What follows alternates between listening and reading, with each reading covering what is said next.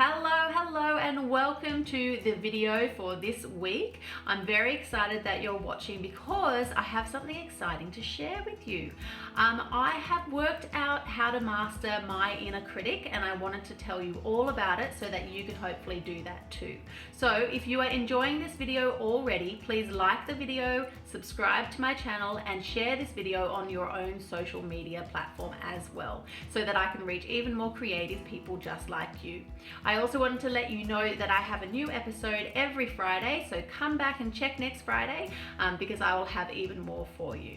Alright, so let's get talking about this inner critic. Okay, so the inner critic is that voice inside that tells you all the awful things. So it tells you you're doing an awful job, you're no good at this, why are you even trying to paint a picture? And this inner critic holds back so many people. It holds back absolutely everyone at the start.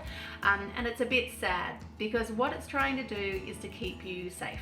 And that's fair enough. It was very handy back in caveman days. But right now that inner critic can go away and can go and shush basically.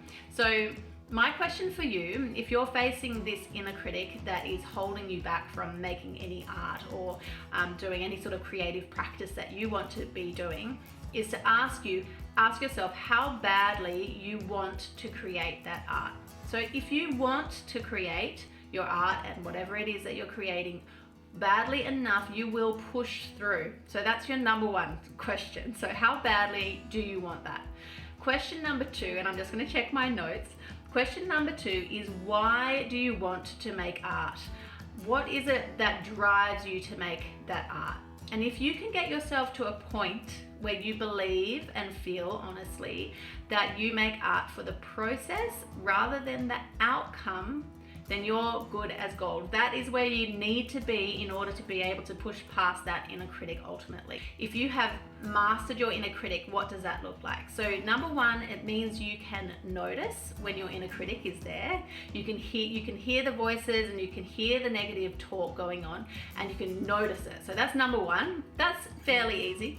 Number two is that you actually argue with it. So you pull that inner critic down and you debate with that inner critic and you get her or him to see the way. So if you can notice it, if you can debate with it and pull it down, then the next step and the last step is ultimately being able to quieten that inner critic and being able to control it. That is your trick. So if you can start to do these things, then you are onto a winner and your creative practice will be able to flourish. So I hope today has been helpful for you.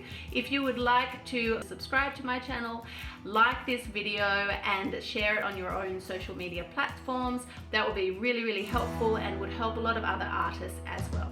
Thank you and see you next Friday. Bye.